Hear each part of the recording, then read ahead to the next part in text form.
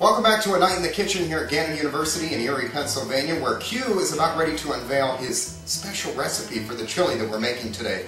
Well, it doesn't really start off all that special. First, we need some ground beef. Ground beef? Yes.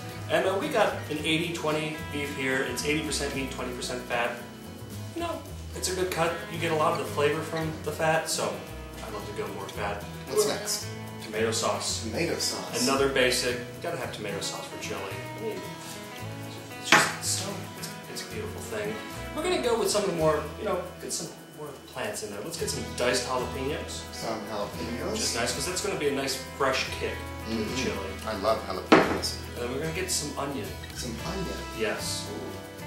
And then, oh, I can smell the onion now. Look at that.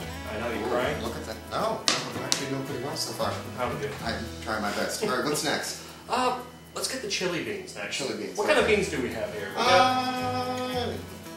We have kidney beans. Kidney Will that beans? work? Well, that should work. You can do many different types of beans. You can buy the types of beans that have sauce in them already, but then you could also go, if you don't want to buy that, you can go kidney beans, pinto beans, whatever your preference is.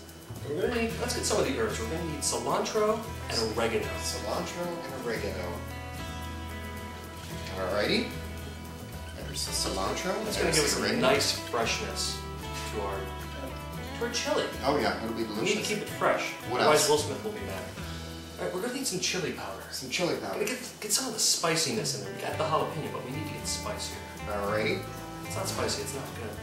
At least in my eyes. It's not chili if it's not spicy. Well, even though that is such a weird name for it. Spicy chili. Hey, whatever. Alright, what's next? We need red pepper flakes. Red pepper flakes, alrighty. Get some more natural spice to it.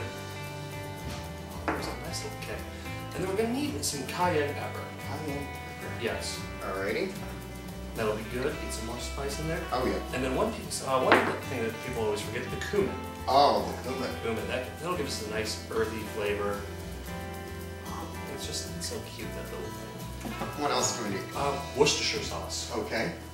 And I love Worcestershire sauce because not only does it darken the chili, and really I love a darker chili. It looks nicer to me. But it also gives it a really nice depth for the flavor. And I just throw it all in there. It's so nice. It just gives a little extra kick. And then of course we're going to need the salt and the pepper. Okay. And I'll get the basics in there. You gotta have it. Put it into taste, Mm-hmm. And then we're going to need a pinch of sugar. A pinch of sugar? Pinch of sugar. Why? What the sugar does is it really brings out the other flavors in the chili. You just add a little bit of it, not too much, just a pinch. Okay. Yeah. And throw it in. And that really brings out everything else. Okay. Yes. You're the boss. And then of course you're going to look at me funny this time, cinnamon. Okay, now you're just crazy. Okay, just a little bit. Okay, but why are we putting cinnamon in chili? Well, like the sugar brings out everything else. And cinnamon's a bit of a sweet heat to it too. I mean, cinnamon, it does have a bit of a spice to it. Okay, I won't argue with you. And then, enough of the sweets. We're going to go something a bit hotter now. This was the part I was afraid of. Alright, well, first we have to have hot sauce. Of course. Yes, because hot sauce makes it hot.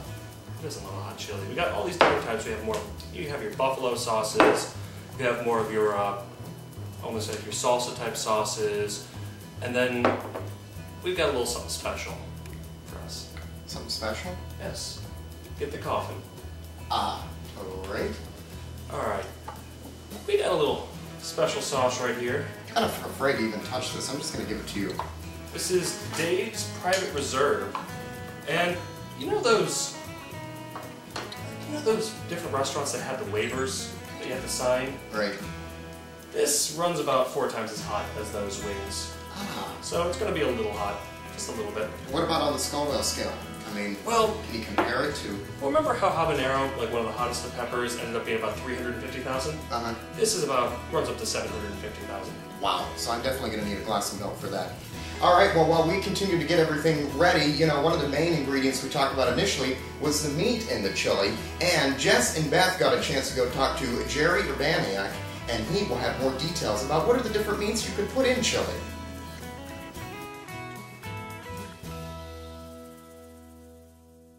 I'm here with Jerry Urbaniak. We're talking about the different meats that go into chili. Hi, Jess. How are you today? I'm doing great. How are you? Usually when you make chili, you have your choice of different meats that you can use when you're preparing it. And what I'd like to stress is not to use too high quality of meat because it's always too lean. And when it's too lean, that means when you cook it, it's going to be dry and it's going to be a little chewy.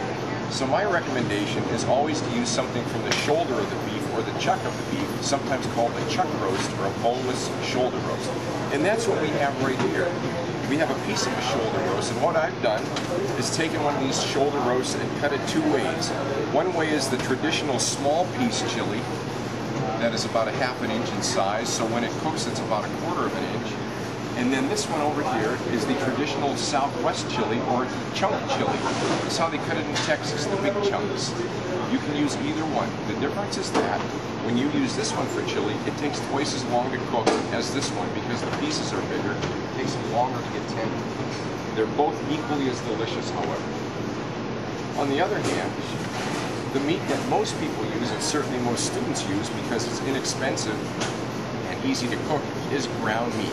And there are several kinds of ground meats that you can use. You can use a ground sirloin, you can use a ground round, or you can use a ground chuck. What I've selected over here is a ground chuck because of its good taste and its little bit of specks of fat in it that also give the chili flavor. If you're on a budget, which most students are, you'll find that buying yourself a piece of chuck roast and cutting it yourself will save you money. You can use the small cuts or the large cuts. And if you want even less expensive chili and delicious and something that'll cook up in half the time, you can select the ground chuck. Well, I hope that you've got all the information you have. Thank you for having us here today. My pleasure. And we're going to go back to Colin Q to see what's going on with that chili.